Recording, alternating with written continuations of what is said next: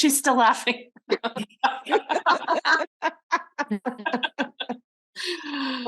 That's so funny.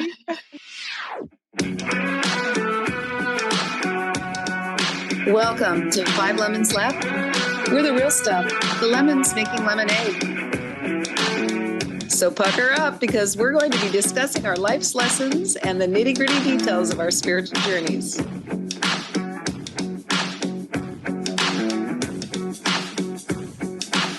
Hey y'all, I'm Amanda. And I'm Drusilla. I'm Melissa. Hello, this is Morgan. And I'm Penny. Welcome to our podcast today.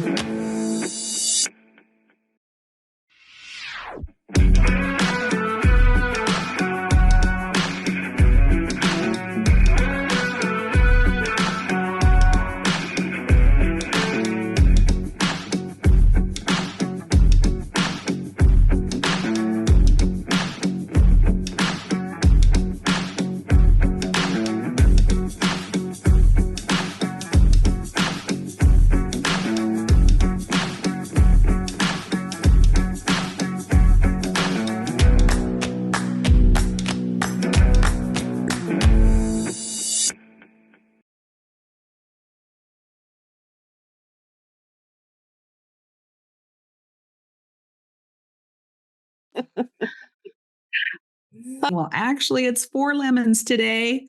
We're missing Melissa. She is having some fun in the sun in Florida. Sending you love, Melissa. Yeah, she just had a birthday too. Happy birthday, Melissa. Woo! She is celebrating. And I'm sure she's not comparing herself to anybody on the beach, is she? I'm sure not.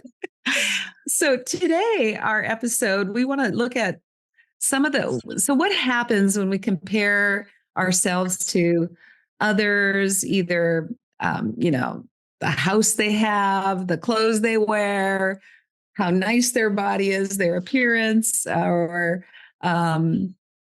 anything. I mean, I can compare pretty much anything in life. So we thought we'd have an episode on comparison and what happens when we do comparison. So we did a little research and we found that the concept of comparison is deeply rooted in human psychology, and it's likely existed ever since human beings could think and reflect on their own circumstances in relation to others. So maybe not right in the beginning, but shortly after the beginning. Makes sense. Mm-hmm. Yeah. Though the modern understanding and discovery of these concepts, especially in relationship to mental health and well-being, has evolved tremendously over time. For example, social media and the consumer culture that we live in today has likely, and we know, we're going to hear some research studies in a second, where it's actually exacerbated the feelings of comparison and despair because we're constantly bombarded by messages that we're not good enough, that we're not pretty enough, that we're not skinny enough, that we're not wealthy enough, or whatever it is. So we've been comparing and despairing for a long time, and we thought you sounded so exhausted when you. I know. I feel exhausted. I feel like I'm in despair now. Mm-hmm. It's so easy, isn't it? So, have you ever experienced negative consequences as a result of comparing yourself to others? Have you ever felt pressure to live up to somebody else? Maybe there's certain standards or ideals, or, we always said keeping up with the Joneses when I was growing up, So have you ever felt pressure to live up to certain standards? I think that's really what we want to talk about today. And so Morgan, I know you have some research that might really help people understand the significance of what's going on in our society today. Yeah, this is just one quick thing that I found, and this just barely scratches the surface because this is really about body image. And we know comparison goes way deeper and farther than just body image issues. But this says, according to a survey conducted by the National Eating Disorder Association, 50% of girls and 30% of boys in the United States have engaged in unhealthy weight control behaviors due to comparing themselves to others. So And that that's is a nothing to laugh staggering at. number. Yeah. It's so crazy to me, but also not all that surprising.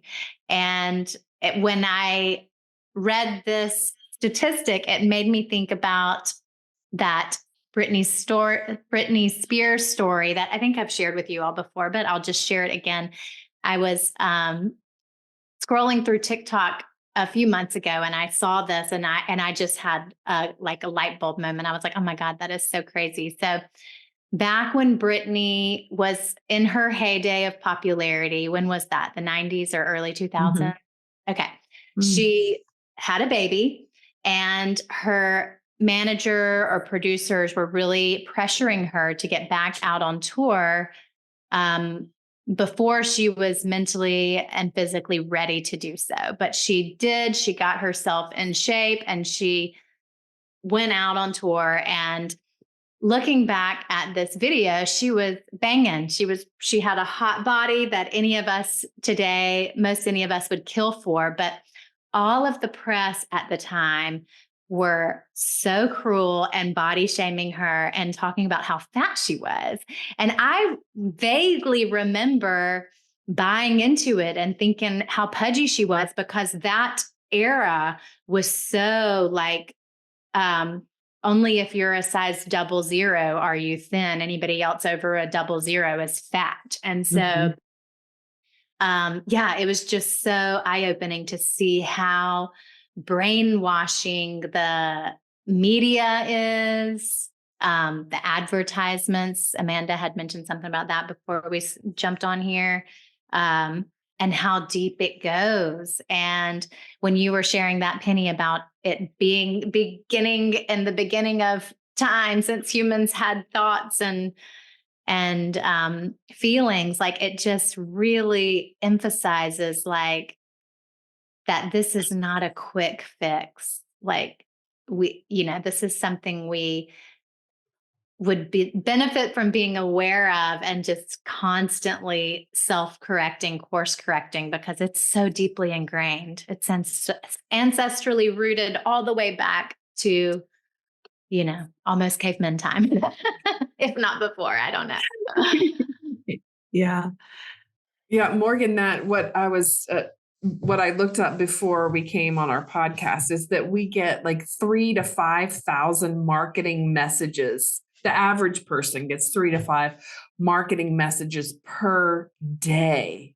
And, so that's someone else telling us like, you need to do this to be happy. If you take this pill, you'll be thin, and then people will love you. It's the way they wrap it up, whatever food that someone's eating, they're happy, the family. It's, if you wear this makeup, then, you're going to look better.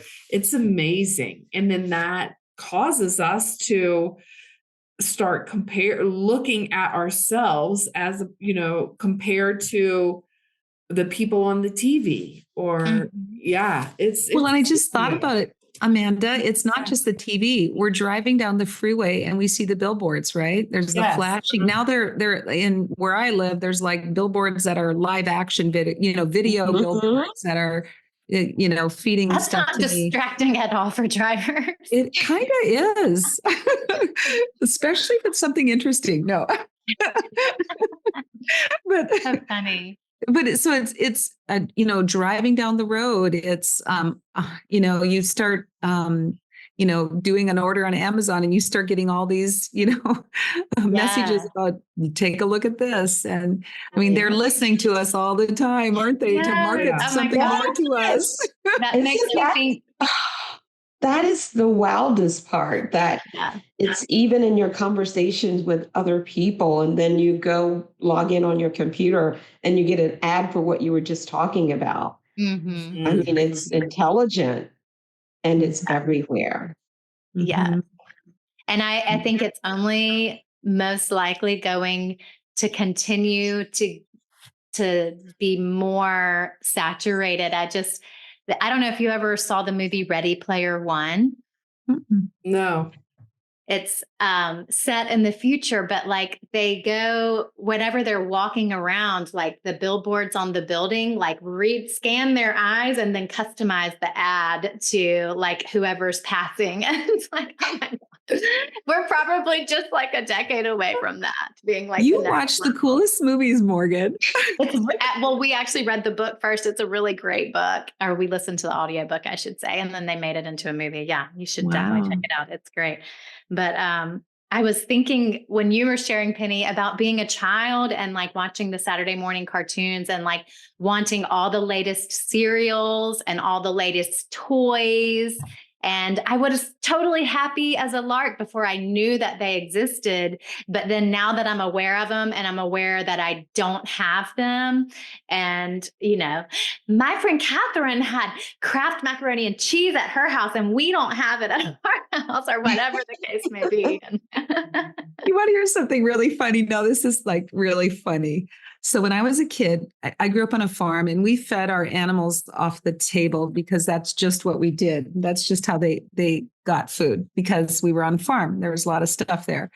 And so of course I watched Saturday morning cartoons and and TV, just but little Friskies came out. And I was sold from the commercials and that my cats needed little Friskies. So, so I saved up my money, ladies, and I went and bought little Friskies for my cats and they wouldn't eat it. Oh. It was so sad. That table food. Oh. It's so funny. Hey, you guys, before we go too much further down this line, let's define what I looked up. I just Googled define, compare, and despair. Is it okay if I read what just came up? Yeah, go for it. Sure.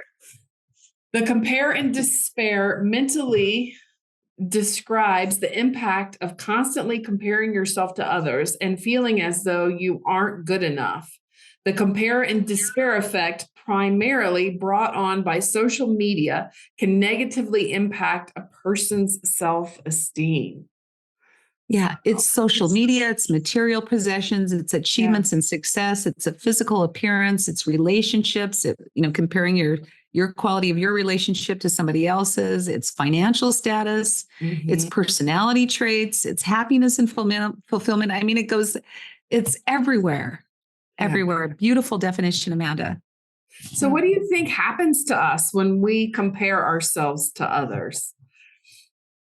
Well, I think we're putting our focus out there instead of within, which is where our holiness lies, which is where our wholeness lies. So we are just getting wrapped up in the illusion and the suffering and the duality when we compare ourselves to others. Yeah, and it also takes you away from gratitude, which I think is really important as well, because it doesn't allow you to be grateful for all the qualities or all the positions or whatever it is that you have, to be grateful for those things. And I had felt this is like really hard to describe in reverse. But I when I first started to really think about how much comparing, especially as it relates to social media, how much it can be a hindrance for people to compare, I thought about how much I had posted, especially when Facebook became really popular at its peak. And my husband and I would travel a lot, and we would always love posting all of our pictures and where we go, what we see, what we do, what we ate, the whole game. And just not really even thinking about the impact it would have on other people. And it wasn't until I started studying the course and understanding, how it would impact myself, that I thought, well, I'm putting things out there, and maybe subconsciously, I don't know, and putting it out there and allowing or expecting, or who knows, that people are doing the same thing and comparing themselves to me and my life, you know. So that's one of the reasons that I stopped posting those experiences. And I really hardly post anything anymore for that reason. But that leads me to a question, you know, how is it and what do we say to young people about social media and how to handle all that's coming at them? I mean, it's everything from what they look like, what they wear, how they sound, how they dance, what they buy. I mean, it's just everything.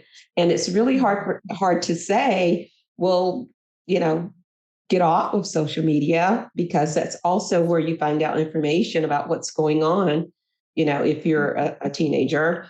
So, you know, it's a fine line to walk.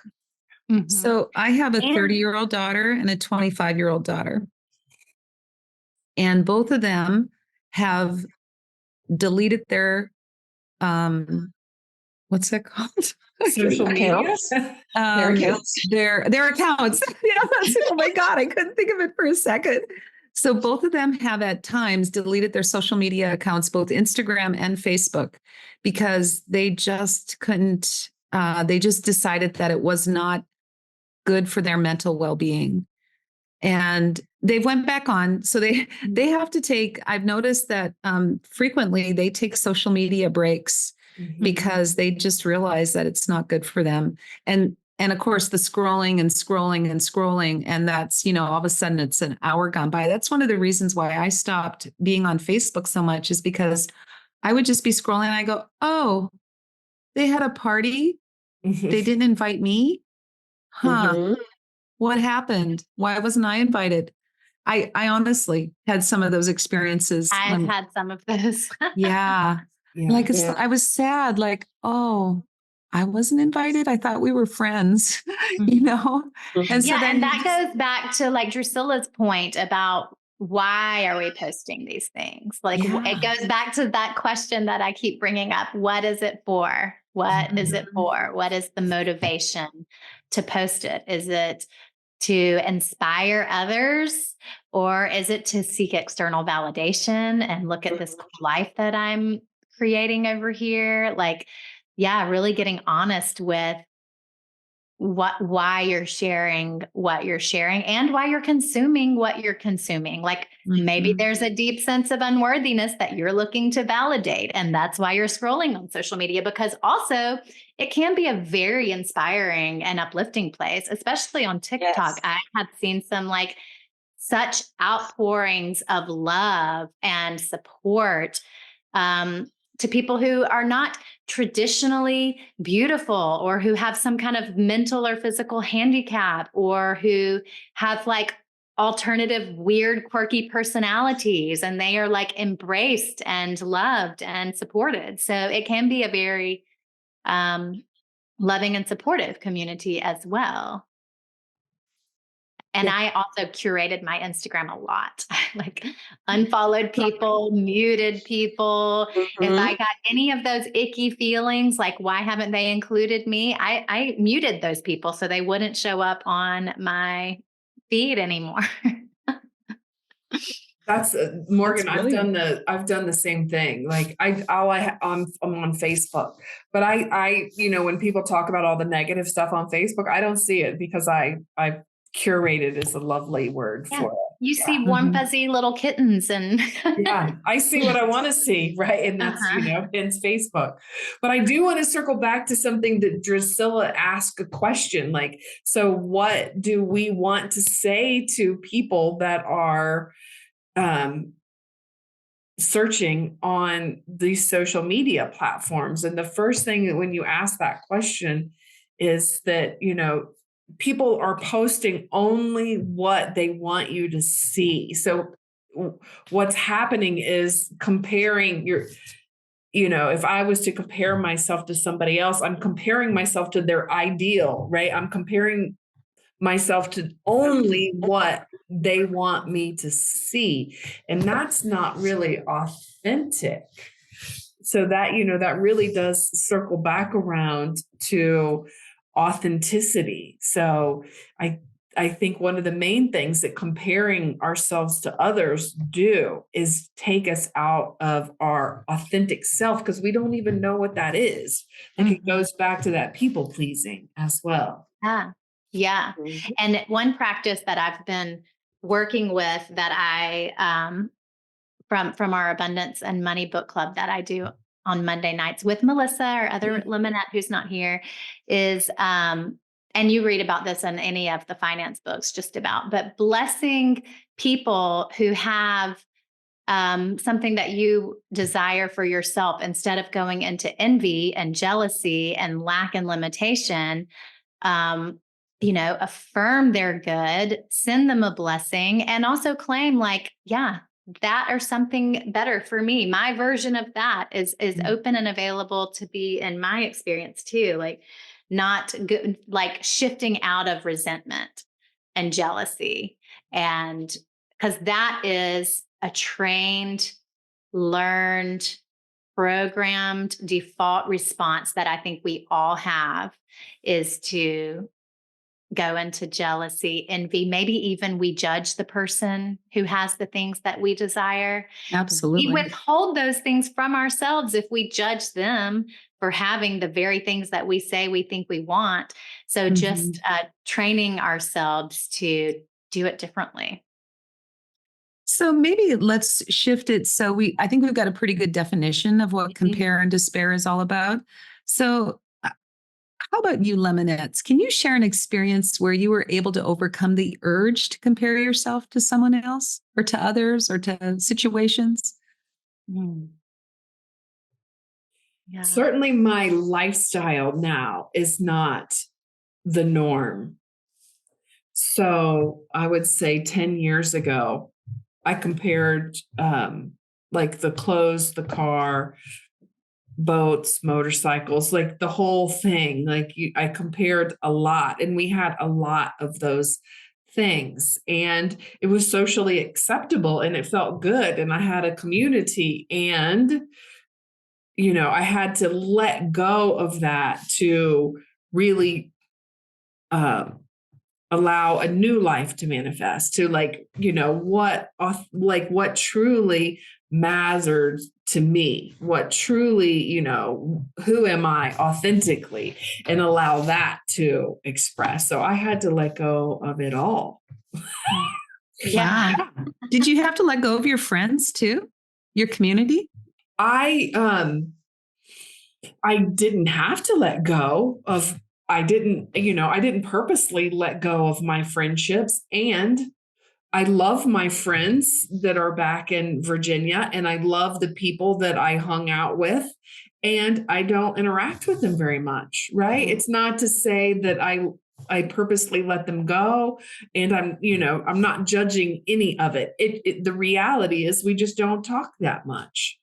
I would feel comfortable, calling, when my mom died, a couple people reached out to me, and we had great conversations, and caught up just like we never missed a beat. And, that, some people didn't reach out, and that's totally fine too. So, yeah, letting go, more of like just allowing a shift, allowing the relationships to look a little different than they did.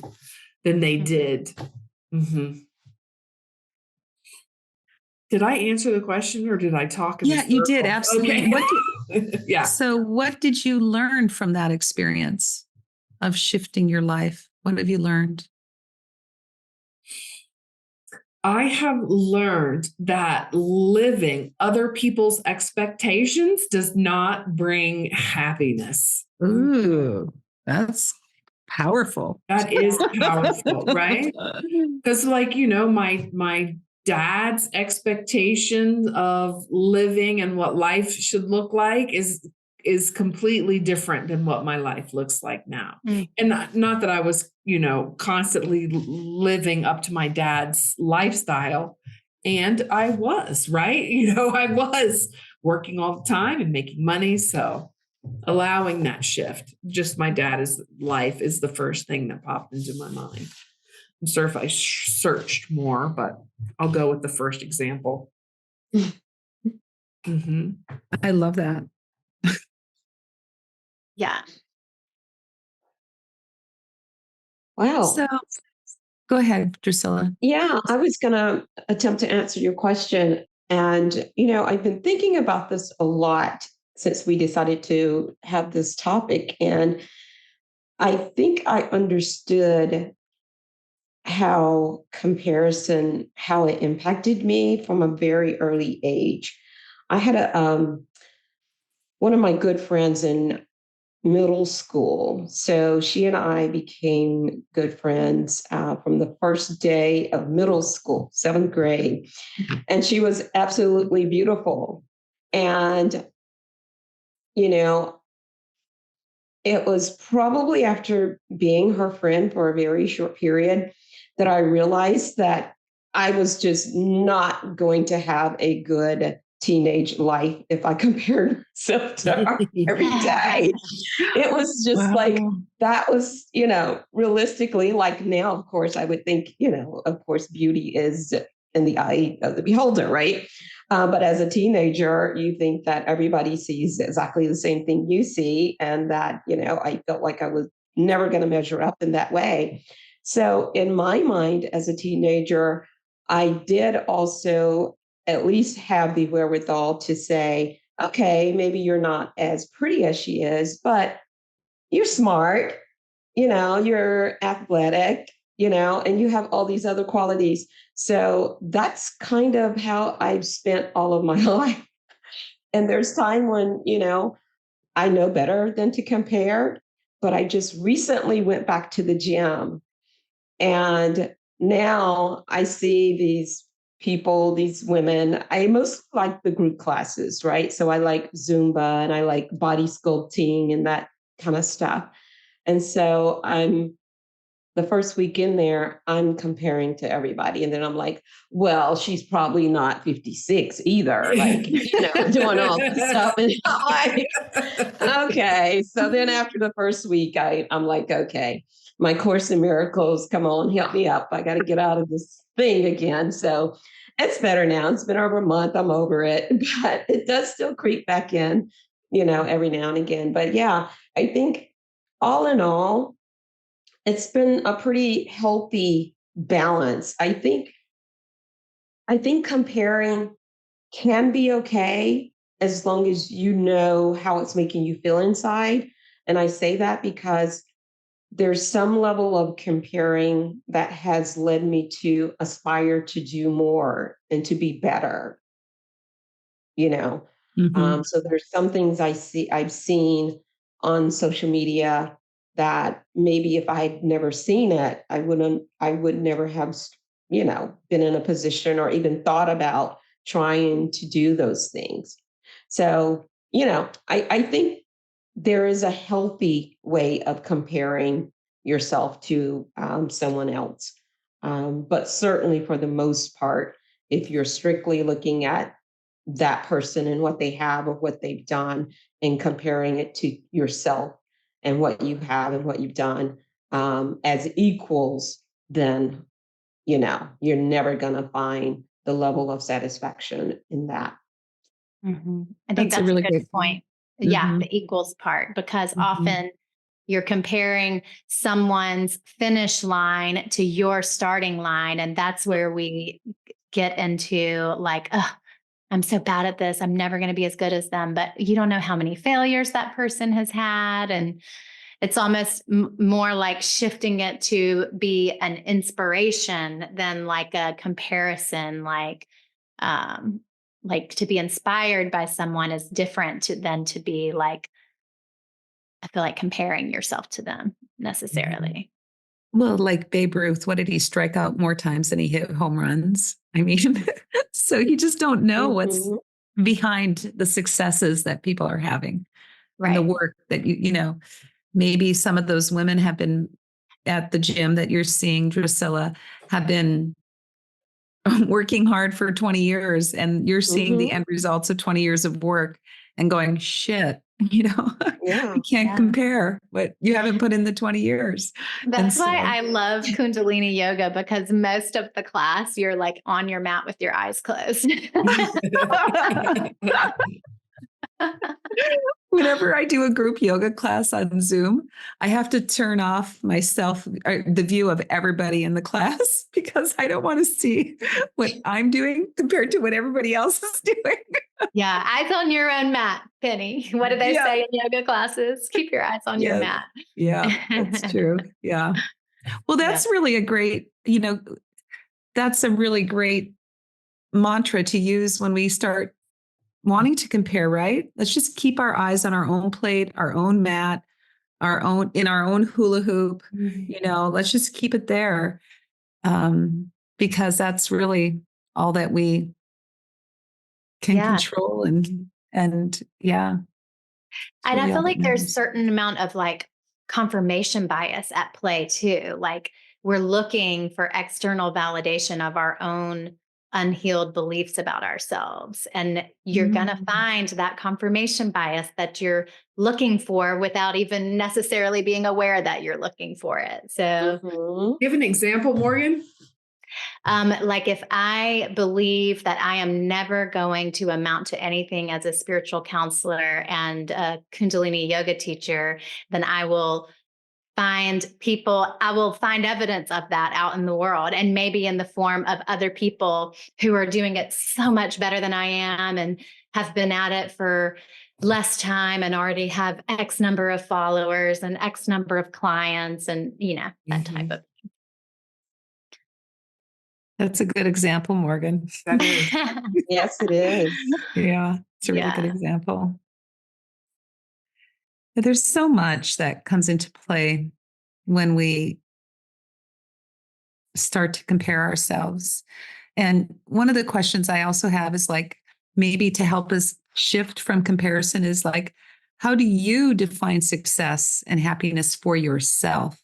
And when you start to feel like you want to focus on others, no, say, hold it. Now, just like what you were saying earlier, Amanda, that living to other people's expectations does not bring happiness. So we've got to define it for ourselves, just like you did. You've defined your own living style for yourself.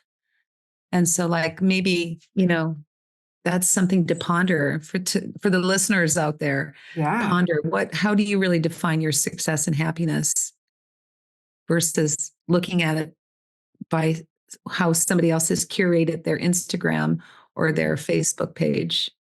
Yeah, or even their standard of beauty. Like who's to say, like who decides what beauty is and who says you have to agree with it? And, I don't know. Well, it's true. Yeah. That's a good statement. Like, yeah. Yeah. To me, success is, am I laughing every day? Right? That's a marker of success for me. I love that. Yeah. That's a big one. Yeah. Love it too. And are you?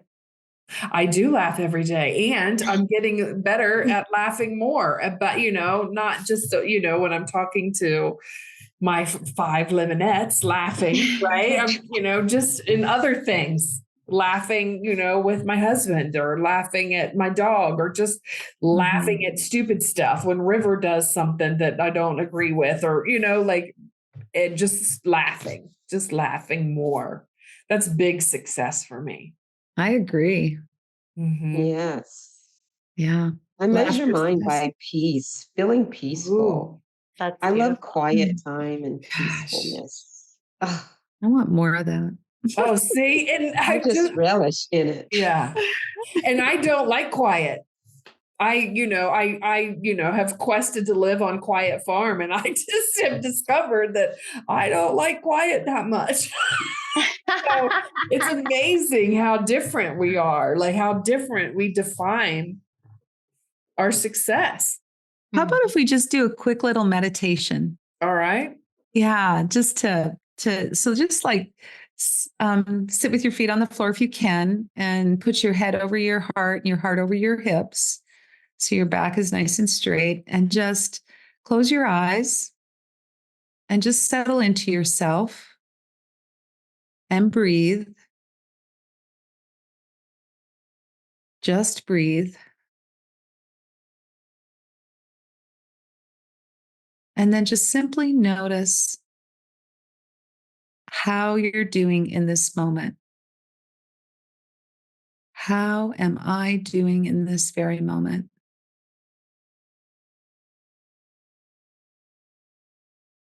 Notice your body.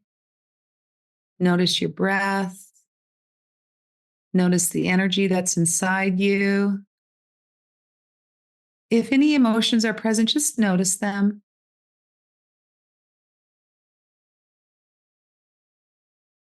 Now really breathe deeply.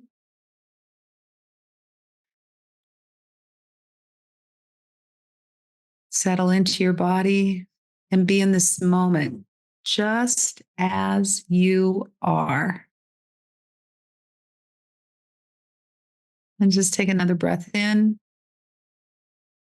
Just know that there's no place to be. There's nothing to do. You don't have to prove yourself. You don't have to keep up with the Joneses. Because love has no comparison. Yeah, and just take another breath in and out. And then just when you're ready, you can open your eyes and come back to the podcast unless you fall asleep. No. Morgan yawned. I just felt that that was like a nice thing for us to get back into our bodies and to realize that we're just perfect the way we are and we don't have to compare ourselves. Well, and I just was inspired or reminded during that meditation that it goes the other way with comparison too. Like when we find ourselves feeling superior to other people, and that also leads to despair. Like it's no matter which way you do it, it leads to, Mhm. us removing ourselves from our true nature. Beautiful. Well, lemonettes, how do you feel? Peaceful. Just what you want, right, Drusilla? Thank you. That was cute the way you said that. I feel a little bit hungry and a little bit. Oh, I had some decaf coffee before, but decaf coffee has a little bit of caffeine in it. I feel a little edgy. But it was good to kind of tune into that. I don't think I was present to the fact that I was feeling that way until we did that meditation. So interesting. Don't know if it's relevant, but it's interesting. It's just what it is.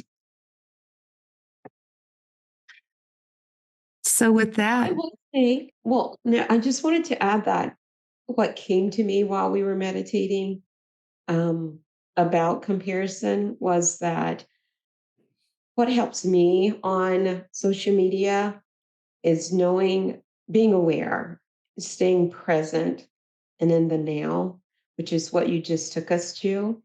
It allows me to then experience social media without the same level of impact. So that's just a word to share for how you can still enjoy it and not be impacted by it. sure, when we're partnered up, when we're grounded in who we are, Yes. when we're in our wise, more mature self, it's okay. Go be on social media. But when we're in our triggered, young, hurt, pain body, Exactly. don't go on social media. Yeah. And what are you using it for? What is it for? Is it to numb Yes. out or is it to restore and relax? And even we can bless the social media and say a little prayer, set an intention that we would like for this to be a time of nourishment and upliftment and set intention around it. I have the intention to do that and I never remember to do it, but it would totally shift the experience. Yes. Yeah, just do it for fun. Heck. Do Yeah, it for laughter. Right? exactly. Yeah. Just taking 2 seconds to set a clear intention about what you would like while you're scrolling social media would make such a big difference. Yeah. Anything else anybody else would like to share before I wrap it up with my pennies post-its?